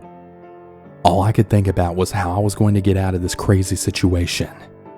I can't really remember all of the different things that they made me talk about, but I was very unnerved. Jack could tell that I wasn't feeling good about things and ended up telling Frank to back off. Frank took a couple of steps back and then went silent for a few moments. Then Frank asked me if I wanted him to go down on me. Instantly, I felt absolutely infuriated. I said that I wanted to go home immediately. Jack stood up and then they both stared right at me. I knew that whatever was going to happen was about to happen, and I braced myself for anything. Jack then stood in front of the door and they both just looked at me. Jack then said, "You can leave, but only if you tell us you don't want us to go down on you." I felt my blood run cold and both of my hands then formed into fists, and I straightened my arms out at both sides. I felt like I almost yelled, and I think I startled the both of them. "Look, I don't want you to go down on me." Right after that, I made my way to the door. I walked over towards Jack, who was over 3 times my size, and stared him in the eye. I think then and there they both saw how serious and angry I was. Jack stood off to the side and he finally let me through the door. I was waiting for one of them to grab me, but it never happened. I was then outside the door and it closed behind me. I decided to run down that hotel hallway at probably about 2 in the morning. Besides standing in the elevator, I ran all the way to my car, jumped inside of it, drove home, fighting back tears along the way. I snuck into my house and walked into my bedroom. My boyfriend passed out in bed. I laid down next to him and pretty much just laid there for hours, just staring at my ceiling with wide eyes. I never told my boyfriend about my experience. This story deeply affected me because I can't help but thinking that because of my decisions to do something dumb and have a good time, I put myself in apparent danger, and I've always been very careful ever since. This story is for anyone who thinks that nothing bad can happen to them, and even though this story could have turned out differently, that thought has been the downfall for many people, and I won't soon forget. Please, everyone, just be careful.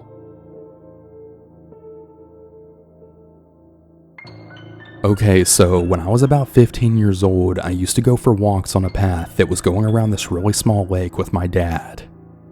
We would walk for exercise and to spend time together.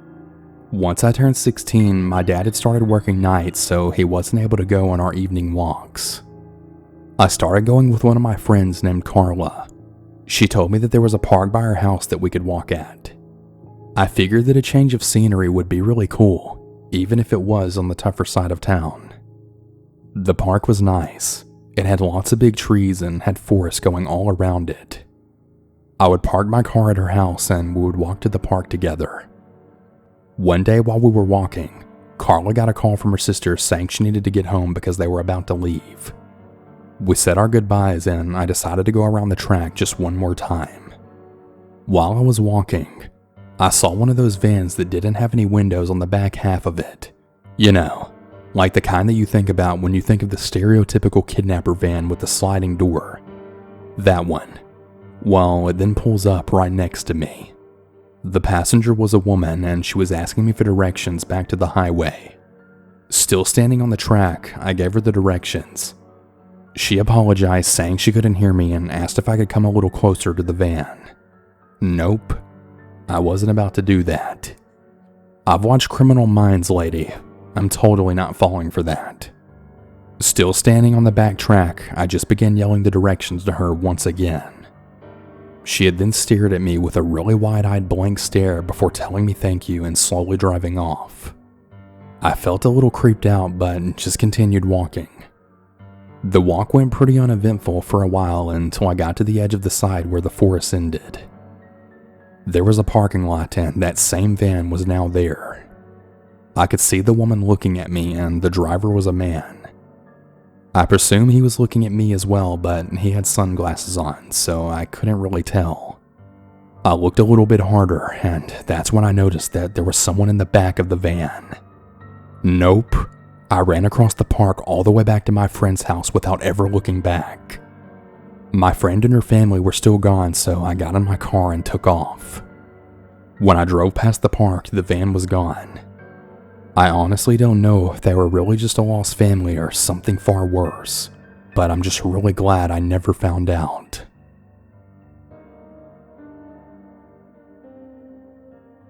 For some background, I'm a college-aged woman who lives alone. Earlier tonight, I was on my couch putting out a term paper for my feminist literature class. Well, being the naive idiot that I am, I left my door unlocked. I was totally in the zone and it's pretty noisy when my neighbors go in and out, so I didn't really think much of the footsteps and opening door, that is, until they got louder. I called out, hello?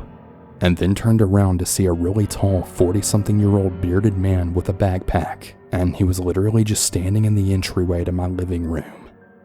Being hopped up on coffee and being a naturally anxious person, I started to panic and then froze. The guy then said, "Sorry to scare you, honey. Don't worry, I'm not here to kill you or anything. I'm looking for Peter." I tell him that Peter lives in the apartment across from me, hoping that will get him out. Instead, however, he walks into my living room and then the kitchen, poking around things and manages to tip right over my surfboard. He tries to make conversation with me and asks if I have any cigarettes. I tell him I don't and try to usher him out of my apartment, but he keeps asking if I have a boyfriend and what I'm making. I had some bread rising on my counter. Finally, I get him towards the door and point him in the direction of Peter's flat. He tried to give me a hug and he told me that I was a really lovely girl. I assume he's harmless, but still, I'm definitely going to be locking my door from here on out. My name is Amber, and when I was small, around 8 to 9 years old, I lived in an apartment complex. It was the type where all of the kids knew each other and would always come outside to play. There was me and about 5 others that always hung out in a group, and out of the group there was a girl named Lana. Me and Lana were the closest, like BFFs kind of close. So if anything would ever happen in the group, me and her would always be the first ones to have each other's backs. It was me, Lana, Isaac, Sylvia, Vivian, and Heather, who was Vivian's little sister. I'm going to describe the way my apartment building is set up because it'll be helpful for the story. I live on the 2nd floor of my apartment, so my bedroom window was facing the parking lot. Since I was on the second floor, my bedroom window was able to see the parking lot and the brick wall that separated the other houses' backyards. Every morning I would be woken up to dogs barking from one of the houses. It was so annoying and I heard it constantly. This had caused a lot of curiosity for my 8-year-old self, who at the time really loved dogs and was a dog sitter and walker as well. I decided to tell Lana about it and said that I felt bad because the dogs were always tied up with no bowls or anything around them. Lana had suggested that maybe we should tell our other friends to come up with something and that maybe we can get a better view from Sylvia's house, since she lived on the end of the apartments that I lived in. We all met up and we had showed them the dogs from her window, and we told them our idea. They agreed, so Vivian decided to go get some dog food from her house since she had a dog too. Me and Lana decided to go get some water bottles. Right before we got to the wall, Sylvia said she couldn't go because her mom was coming home, so she just ended up staying. We were all pretty set and ready to go, thinking we were about to do something good, when obviously we were going to be completely wrong. We hopped over the wall and saw the dogs. There was 4 of them. Every single one of them were skinny and very untaken care of. The backyard was a total wreck. There was wasted tires, papers, dried up grass, long pieces of wood, and just a total mess. Isaac went towards the back door of the house while Vivian was scoping out the dogs. Her sister just kept saying that she just didn't have a good idea about being in the backyard of someone else's home. Me and Lana kind of just looked at each other, and then I said, maybe she's right. We can't be here long. Let's just give them the food and water and get out of here. Vivian said no, and that the house looked abandoned. Then her and Isaac decided to walk a little closer to the back door. Lana had then saw that one of the dogs had a tag attached to its collar, and it had a number on it. She mentioned it to us, and Isaac said to call it. Vivian decided to call, but I said no, and that it's not a good idea. We just really need to leave.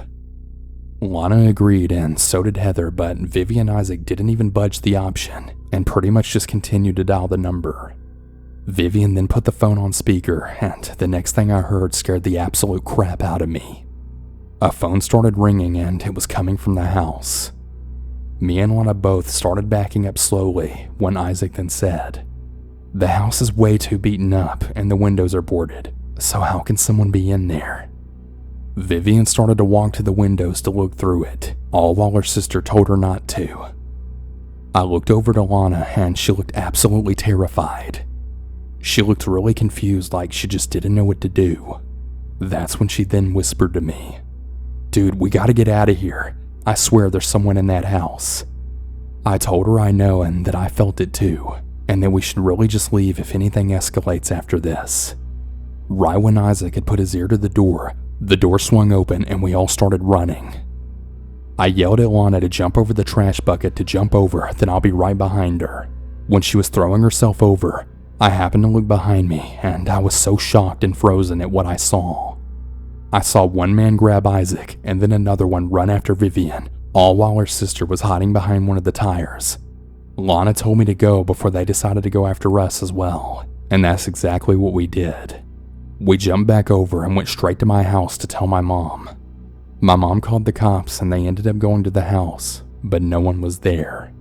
Everything was gone, even the dogs, but Vivian's sister was still hiding. The cops spoke to my parents, but since that day, I haven't been told anything new. I'm 19 years old now, and to this day, me and Lana are still very close. I recently asked my mom about this situation, and she told me Vivian's little sister ended up staying with her parents because she had actually developed a mental disorder, and she couldn't be alone anymore after that. But that's not all. Apparently to this day, Vivian and Isaac have still not been found, at least that she knows of. Me and Lana only talked about it once after it all happened. I still really question it and think about it all the time, but thank God I was able to escape.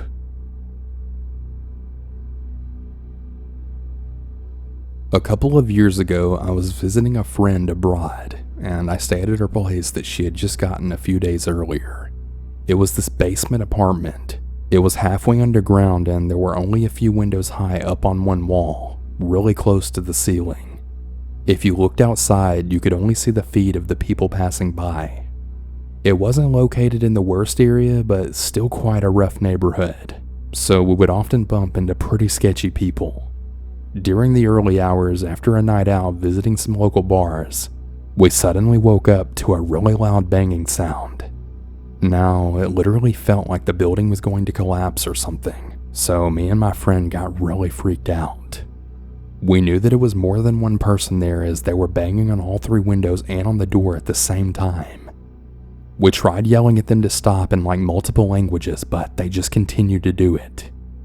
As we carefully peeked through the blinds, we had saw about 4 people standing there, and right as they had noticed us, one of them got down and then pressed his face right against the window, looking absolutely furious and then shouting at us in Russian, or at least it sounded like it. He had a knife in his hand and he was banging on the window with his fist so hard that I was pretty sure that either his hand or the window was going to break. He looked pretty rough, kind of like one of those guys who's a gangster or in the mafia like you see in the movies. Even though it was a pretty warm night, he was wearing a black leather jacket and sunglasses.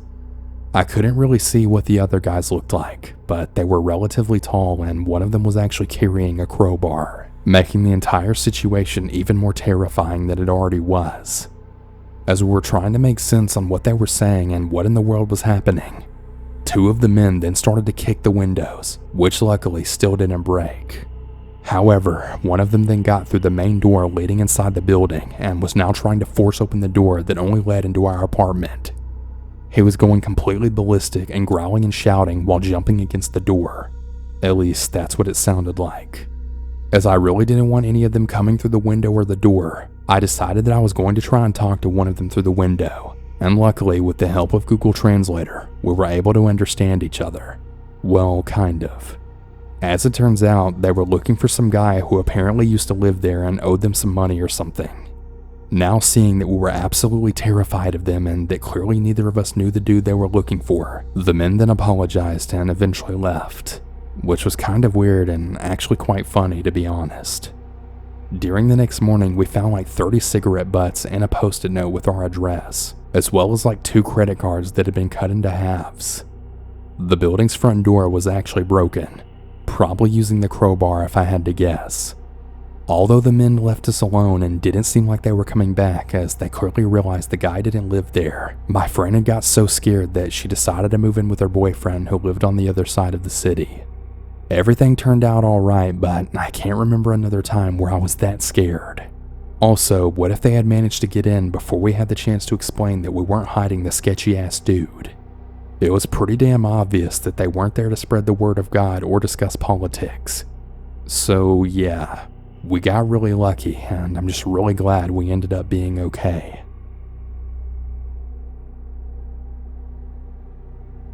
I'm a 22-year-old female. This happened about 2 years ago during my sophomore year in university. This was my very first apartment and I was really excited to be in it.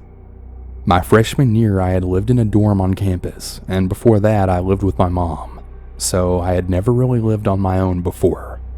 The apartment was a 2-bedroom, 2-bathroom, and I shared it with my friend who I had known since we were just 13.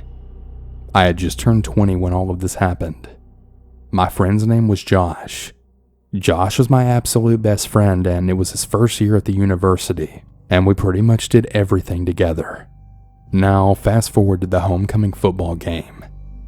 We attend a university that's pretty crazy into football, and we're actually a pretty good team, so the homecoming game is a pretty big deal to everyone. Josh was so excited to go out because it was his first homecoming game, and he was also going with this boy that he started flirting with, and he wanted me to come along with them. I don't really remember why I didn't want to go. I just didn't. Josh got mad at me, we said dumb stuff to each other, and he left, so I was pretty much alone for the rest of the night. I had and still do a small dog named Poppy who lived with us. At the time, she was about a year old. We actually had a pretty relaxing night in the beginning. I had took a shower and put on face masks, and Poppy and I had watched TV in bed and stuff. I remember listening to a song on repeat like the entire day because that's just what I do whenever I find a song that I really like. To this day, I still can't listen to it without being reminded. We went to sleep around 10 p.m. I think. I wasn't really keeping up with what was going on with the football game, so I really have no idea if it was just ending or whatever. But I knew not to expect Josh home early because he was going out with the guy he was seeing, Dylan, afterwards. There's a strip of bars along one of the main roads running toward the campus. After the game ended, that's where everyone would be. I don't know what time it was, but I had awoke to cabinets being slammed and really loud noises. It was really dark in my room, and the only thing I could see was that the kitchen lights were on. I had saw the light coming through the bottom of the door. It sounded like people were going through our kitchen cabinets one by one. Poppy was at the edge of the bed just barking like crazy. I had never seen her act like this. I was struggling to keep myself awake because I'm a really heavy sleeper, and I just knew it wasn't Josh or Dylan. I was struggling to keep myself awake because I'm a really heavy sleeper, and I just knew that it wasn't Josh and Dylan, but some really stupid part of me decided to call out, "Hello? Anybody there?" But it was really weak sounding, and I don't really know if they even heard me or not. Right then and there, suddenly my bedroom door opened. I shot up. Poppy was just snarling and literally trying to lunge at the freaking stranger in my bedroom. I couldn't really see anything because the light from the open door was kind of blinding. I just saw his figure. He was wearing a hoodie and he was just standing there for maybe about 15 seconds, and I was just staring at him. The whole time, Poppy was trying to mess him up. He quickly closed my door, and I don't know why, but I just didn't move. Then my door flings open for a second time, and we're staring face to face yet again, and for the same painfully long amount of time. My heart was racing, and I just remember thinking, he's going to hurt me. Now that I look back on it, I really should have screamed or something. Poppy was at the very edge of the bed now, very vicious and snarling. She honestly sounded like a much bigger dog than she actually was. Right after that though, he literally slammed my door shut. As soon as he did it, I jumped out of my bed and locked my door. I heard him take my car keys. I was absolutely terrified that they were going to find my car and then steal it since I had just parked directly outside. I frantically called 911 and I was absolutely sobbing the entire time. I said, "Someone's in my house and they came in my room. Please help me." It took them about 30 minutes to get there, which was kind of annoying since I knew that there were cop cars literally everywhere surrounding the bar since it was homecoming. But anyways, when I finally came out, the living room and my roommate's bedroom were totally ransacked. My roommate's TV was right on the floor because they tried to carry it out, but I guess they just decided to leave it because it was too heavy. They stole my Xbox and all of my games. They even stole my freaking book bag with all of my textbooks and homework in it. The two policemen got there and I told them everything, and I asked if I could call my roommate. Josh picked up the phone, but he was heavily slurring. I could tell that he was inside of a bar and that he could barely hear me. I just screamed, "Please give Dylan the phone," just hoping that Dylan was at least more sober than Josh was. So Josh put Dylan on the phone.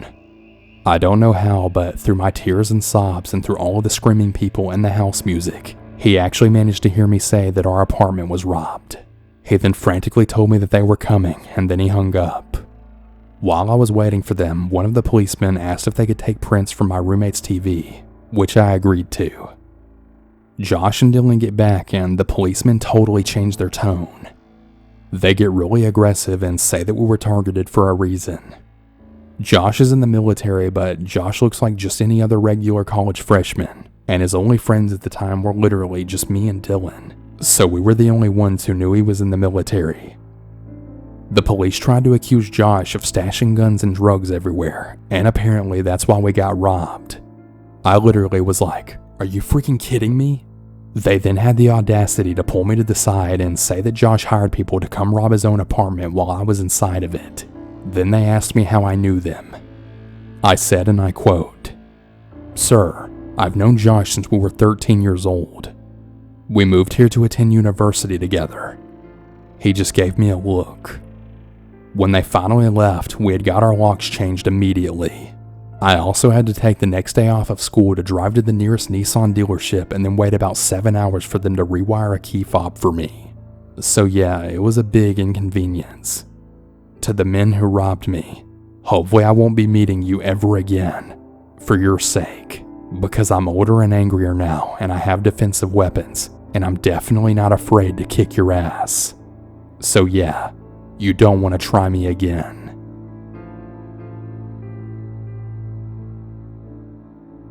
The story I'm about to tell you is crazy, but it's the complete truth. Everything had started a few months ago when I decided to create a profile on Tinder. I uploaded some nice pictures and started the process of swiping. Suddenly I had matched with this really handsome guy. We started chatting. He was intelligent, good looking, and really well mannered. The combination of these things almost seemed too good to be true to me. After about a week of chatting though, he had asked to meet up with me, which of course I agreed to. We had decided to arrange a date at a local restaurant, which I knew. I had arrived on time, but he wasn't there yet. I think that I waited for maybe about 15 to 20 minutes when suddenly an old man then approached me. He said, "Hey, can I sit next to you, darling?" I answered, I'm waiting for someone, sir." "Yeah, I know. I'm Joe's dad." The man then said, his dad? Where's Joe?" Suddenly the man jumped and then he started shouting, "You hoe! Of course you're no different. Am I not good enough for you? Let's go and I'll bring you to your freaking Joe." Right after these words, he had grabbed my arm and then tried to pull me right out of the restaurant. Thank God that the waitress that was standing nearby came to my rescue. Then the man backed off. For over an hour, I was just way too shocked to leave that restaurant, so I pretty much just sat there and drank wine. When I decided it was time to go, I realized I was a little bit tipsy, and then I started searching for a taxi. One was actually standing right next to the restaurant, so I just came up to it and asked the driver whether he was free to bring me home. However, as soon as I stood next to his taxi window, I looked inside and I saw that same old creepy guy from the restaurant. He once again tried to pull me inside of it, but I managed to escape and then called the police. When the police arrived, I told them everything that happened. I think that they arrested the man, but I don't really know, as I never really saw him again after that. When I got home that night, I decided to delete Tinder right off my phone. So yeah, after that experience, I really don't think I'll be using it ever again.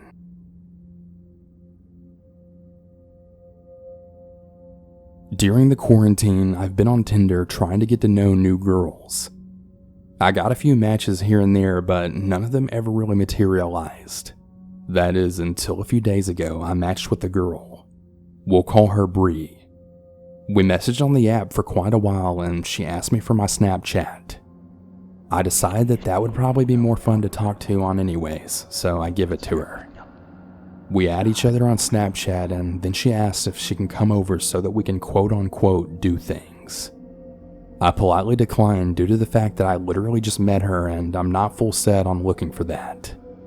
She seems pretty upset about it and then keeps asking once again to come over. I keep telling her though that that's just not what I'm looking for right now. For a while, she then stopped sending messages. Eventually, after about 10 minutes, I then get a message saying, "I'll be seeing you soon." I message her back saying that I don't know what she means. About 30 minutes go by and I then get a picture from her. It looks to be like a streetlight on a really dark road. At this point in time, it's between 12:30 and 1 in the morning, and I'm wondering what she's doing out. I ask her what she's doing and I get another picture. This time, however, it's a picture of a baseball diamond in the dark. I kind of look at it for a second, wondering why it looks so familiar to me. That's when I then realize that the reason it looks familiar is because it's the diamond that's across the street from my house. I message her back and I tell her to stop. She opens the message, starts to type, and then stops. A few minutes pass and I start to think she's gone. I then look out my window to see if she's still across the street. I then see the dark outline of what appears to be about 3 people standing around a car. While looking through my blinds, a light flashes on me and I hear someone in the group then yell, "There he is!" I close all of my blinds and curtains and then I go check the locks on my doors. I start to hear knocking on my front door. This is followed by a woman's voice, then yelling, "Let me in right now." I call the police and I ask for them to send a car my way immediately. I live in a small town, so we don't really have that many police officers. The station then tells me that the police just dealt with a previous call and that they're going to do a drive-by in a few minutes. I then yelled at the door that I just called the police. About a minute later, I then hear the squeal of tires. I look out my window and the car is gone now. The police pull in my driveway and come to the door and talk to me, but they said that they don't see anything. I tell them everything that happened, but I don't really have any proof that they were there. I had thanked the police for showing up and then they take off. After they left, I had checked all of the doors and windows in my house and I go to my room. I decided to look at my Snapchat so that I could try and figure out how she found me. I looked at my Snap map and I realized that it somehow turned back on even after I turned my location off. I deactivate it again and go back to sleep. She messaged me the next day that she hopes she can see me again and that the next meeting goes way better. Following that message, I then blocked her and reported her on Tinder. This was 3 days ago now. If anything else happens, I'll definitely post an update. I hope this is a lesson for anyone that uses location on Snapchat. It's very dangerous. Okay, so I have an update. It's currently about 1:30 in the morning while I'm writing this. It had been about a week since my previous encounter with that girl from Tinder. I thought that she had moved on. I was wrong. I had heard a car pulling across the street just like I did the first time. I looked outside, but the car looked different, so I didn't think it was her. I decided to wait a while, then look back out again. The car was still there, headlights on and car running. First try at the picture, my camera switched to flash. I quickly turned it on, then took a second picture. The first picture's flash must have been bright enough for them to see it because right after I took the second picture, the car door opened. Out steps a man dressed in all black. He's wearing a mask. I'm not really sure how to properly describe it because I've never seen one like it before. The man starts walking towards my house and it looks like he has something in his hand. At this point, I know I need to act quickly or that this could go really bad. I quickly call the cops and the dispatcher tells me to stay on the line while the police come. My house is about 5 blocks away from the police station, but this time they're still there. The man tries to run back to his car, but the police stop him before he could. I go outside to talk to the police. They went on to tell me that the man had a knife and all the man told him was, "He knows who sent me." The police then ask me if it has anything to do with why they came last time. I tell them that it does, and that's why the man's there. I told them as much as I could about the girl, then they leave. They promise to tell me if they find anything else out about the case, and that they're also going to drive by more at night. Now I'm going to be up all night long watching the street for other cars. I think tomorrow morning I'm going to go stay at a friend's house until I feel better about this. I'll keep everyone updated if anything else ever happens, but I really hope this is the end of it.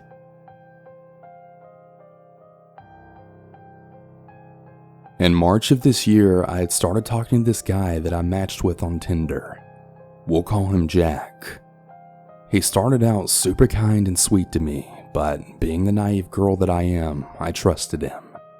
I still lived in my college's dorm at the time, but was lucky enough to have a single room, so I invited him over to see me. When we first met, I didn't really see any red flags at the time, except for the fact that he got attached to me way too quickly. But as I'm not that confident, it felt really good to have his attention.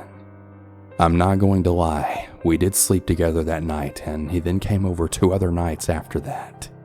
But he was moving out of state and back to California a week after we met, but as it's always been a dream of mine to move to Cali, it wasn't really a big deal. So a couple of days after he moved, I admitted to him that I smoke, and he started to show major red flags at this information. It wasn't the fact that he didn't like me smoking that threw me off. It was the fact that he told me that he couldn't continue talking to me because of it. At that point, I felt really connected with him, and I'm gonna be honest. Him telling me that actually made me cry a little bit. But I played it off as harsh and I told him to screw off, and if he couldn't accept the one negative thing, I shouldn't care about what he thought. And that's when I blocked him on Snapchat. So I'll admit, I had a regular friend with benefits before I started talking to Jack, and he asked me if he could come over that night. Impulsively, I said yes. I thought that it would make me forget what Jack said, but as I waited for the guy to come over, Jack started texting me and then apologizing me for being so rude, and apparently he just wanted to see how I'd react if he told me he couldn't talk to me. But as I had an emotionally abusive ex who did the same stuff to me and honestly messed me up really badly, I saw it as a major no. But Jack just continued to call and text me. I tried ignoring it as my guy friend was over and told him to ignore my phone going off. But when he fell asleep in my bed, I had finally answered the text. Since I'm way too nice of a person, I gave in talking to him and decided to give him a second chance. Really big mistake. The next night, I went to a party with my friend. Let's call my friend Lilia. Well, I had drunkenly told her about the whole situation and how Jack was really rude to me, and all of the red flags he showed the night before. Pretty much instantly, she knew that it was a really bad situation for me to be in, and I allowed her to take my phone and then block Jack on everything. Honestly, it felt like a really good thing to do, but Lilia brought me back to my dorm and I saw a new phone number was texting and calling me. Drunkenly, I had answered the phone and Jack was on the line. I was crying at this point and texting Lilia about the whole situation and that I just couldn't hang up for some reason. Lilia drove back and I went back down to her car. She took my phone from me and told Jack that he was being really creepy at this point and he really just needed to leave me alone, and that I just didn't want anything to do with him at all moving forward. But Jack kept going on about how much he loved me and that he wouldn't leave me alone, and that he was going to be seeing me the following Tuesday when he came back to Wisconsin. I was terrified at this point. I was telling this guy to just leave me alone, but he wouldn't take a hint. Lilia and I blocked the new number, and then a third unknown number then started to call and text me. Once again, I blocked it, and he then proceeded to use another number as well as WhatsApp, a second Instagram, and he found my Facebook. This guy was crazy. At this point, I was totally freaking out about this. We blocked him once again, and he actually stopped. Well, for a little while. Lilia then told me that I should email my RA about the threat to come to me on Tuesday, and I actually did just that. I asked her if we could talk in person. Over the next few days, I ended up blocking a total of 9 new phone numbers from Jack, as well as 3 Instagrams, 2 Facebooks, and 2 Snapchats. On Sunday, I was finally able to tell my RA about the entire situation, who proceeded to call in the hall manager, who I had to tell as well. After telling them about it, a police officer was called. He took a report of the situation and how I didn't feel safe. To be completely honest, at that point, my phone totally scared me. I was really nervous to be in my dorm as Jack had made multiple threats to come and find me as well as force himself on me. The officer couldn't really do much as Jack had moved to another state, but he had took his phone number and then called him, explaining that he was an officer and that Jack just really needed to leave me alone. Apparently, Jack said he understood and that he wouldn't be contacting me ever again. So about 12 hours went by and I didn't hear from him. I proceeded to move into a new dorm building with the help of friends. I had a new dorm and all of the staff within my new and old building had a picture of my stalker, so they were instructed not to allow him into the building. But even after the officer called Jack, he still continued to harass me until that Tuesday. He used another 4 or 5 numbers to contact me, and to be completely honest, my anxiety was really high. My friends were with me 24/7, ensuring that I had never walked alone to or from class or even to my dorm at night. After that Tuesday, he didn't contact me again. About a month and a half ago now, Jack had used a new number to message me. At this point, I was starting to become myself again and feeling really comfortable with being on my phone again.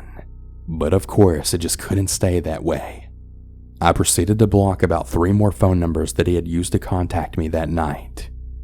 Thankfully, I haven't heard from Jack since then, but I'm still really fearful whenever I have an unknown number pop up on my screen, as I just never really know if it's him or not.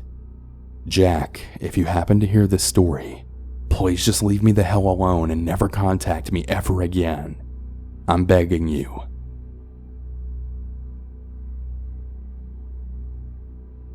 I'm mostly a lurker on here, but I've considered sharing my story several times. I was really hesitant because absolutely no one knows about this. Not my family, nor my friends. I've held on to this for about 10 years now, and I figured it was time to let it out. Plus, I think there's some really valuable lessons that can be learned from my experience. Here we go. For reference, I'm a 27-year-old female, and the story takes place about 10 years ago when I was 17. I had just started university, and I was really excited about having a fresh new start since I'd always been a really nerdy outcast in high school. I never had a boyfriend before, and I'd never been on a date, so I was really naive and optimistic about boys. My introverted and awkward personality hadn't magically changed since entering university, so it's safe to say that I didn't really meet any interesting guys at school. One late night, I was in my room working on an assignment on my laptop when I then received a request on MSN Messenger. The email address was a boy's name with some numbers. The name was clearly ethnic and likely someone of the same origin as me. Very intrigued, I accepted. For the sake of the story, we'll call this boy Ken. We got to chatting and I asked him how he had gotten my email address. He dodged the question. I let it go, not really thinking too much of it. This was from the time when it was pretty normal to accept anyone and everyone as a friend on Facebook as well as other social media platforms. As Ken and I continued to talk, I learned that he lived in my city and apparently wasn't much older than me. As I had guessed, our roots were in fact in the same country, India. I asked him why he didn't have a picture of himself on his display picture, and this prompted him to suggest that we turn on our webcams because he wanted to see me too. I declined, but he just kept insisting. Somehow he convinced me, and then we both switched on our webcams. I was pleasantly surprised and somewhat relieved to see that Ken was a really good-looking young guy and chatting to me from the comfort of his bedroom, seemingly very normal. Our MSN chats then carried on for a couple of weeks. They developed into texts, and we even had a few phone calls after I had agreed to give him my number. I started to develop a crush on Ken. He asked me to go out with him a couple of times, but I was always really busy with school and our schedules were just never lining up. Finally, we found one afternoon when we were both free and we decided to schedule a lunch date. Ken had a car and he offered to pick me up from university after I was done for the day. I was a little too dressed up for my C+ programming class, but just right for the lunch date. We planned to go to a local vegetarian restaurant. Stupidly enough, I didn't really tell any of my friends where I was going or with whom because I was just really embarrassed about going on my very first date, especially at almost 18 with someone who had randomly added me on MSN. I waited outside my building when a black car with heavily tinted windows pulled up beside me. The passenger side window rolled down and sure enough, there was Ken just sitting in the driver's seat. I was happy to see that he was as cute in person as he was on webcam. However, what I wasn't expecting was the intense smell of weed floating out of the car. Not really relevant, but part of that first impression. Admittedly, I was a bit taken aback and was really concerned that he might be driving high. He unlocked the doors and motioned for me to get in, and so I did without dispute. As I sat down in the passenger seat, he immediately put his hand right on my thigh. I very nervously then shifted my leg away. "So," I started, "do you know where the restaurant is? I can guide you if you want." He smirked at me but didn't really say anything and just started driving. Okay, kinda weird. I thought maybe he was nervous or awkward, both of which I would sympathize with, so I just let it be. I was about to try my hand at a little small talk, which I'm really no good at, when I then noticed him heading right towards the highway ramp. I started to worry because the restaurant wasn't that far from my campus and there was really no reason for us to be getting on the highway. You don't need to take the highway. The restaurant is really close by. I can guide you." I tried to keep my voice steady, but I could hear my own nervousness. Ken finally spoke for the first time since I'd gotten into the car. "I thought that maybe we could just go to my place instead. We can play Need for Speed and I can make lunch for you." I was 17 years old, on my way to the house of a guy that I just met for the very first time, and I hadn't told anyone where I was going. My mind was racing. I knew that this would be an utterly stupid thing to do.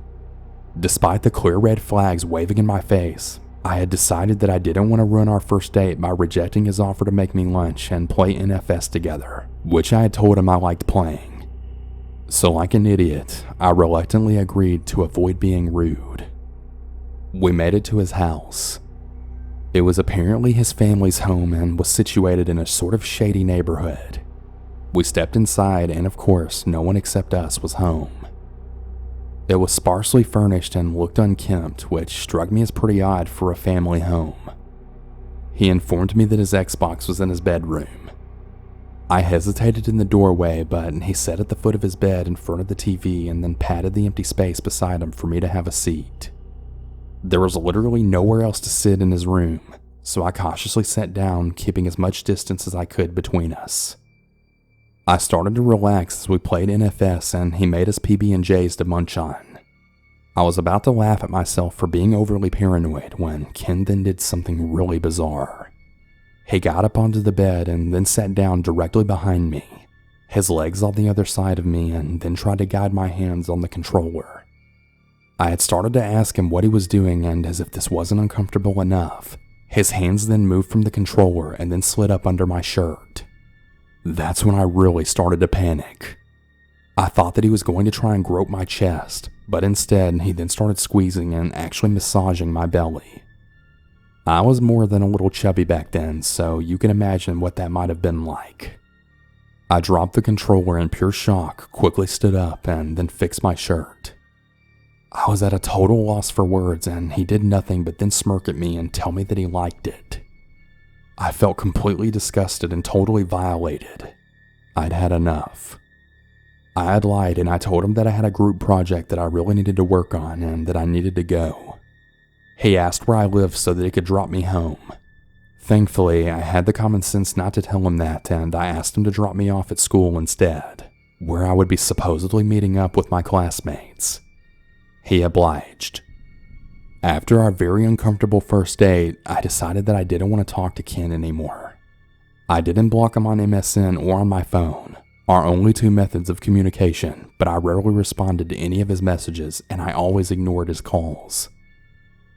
Once he had messaged me on MSN around 11 p.m. asking me to come over and telling me that he would send a cab to bring me over to his place. Thoroughly annoyed, I then responded, "What do you take me for? Why do you even think I would want to do that?" He then replied saying, "No sex, I promise." It was just bizarre. I was so disgusted and I didn't even respond. He continued trying to get in touch with me for months, and then suddenly he vanished. I figured that he'd finally gotten the point. Now, I really wish the story ended here, but it doesn't. I last heard from Ken in late February. He had stopped trying to contact me shortly after Valentine's Day. In April, 2 family members and I went on holiday to visit another relative, who we'll call Anne. She was living in the Caribbean at the time.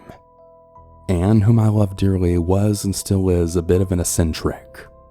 She considers herself very spiritual and is an active member of a large, well-known spiritual organization.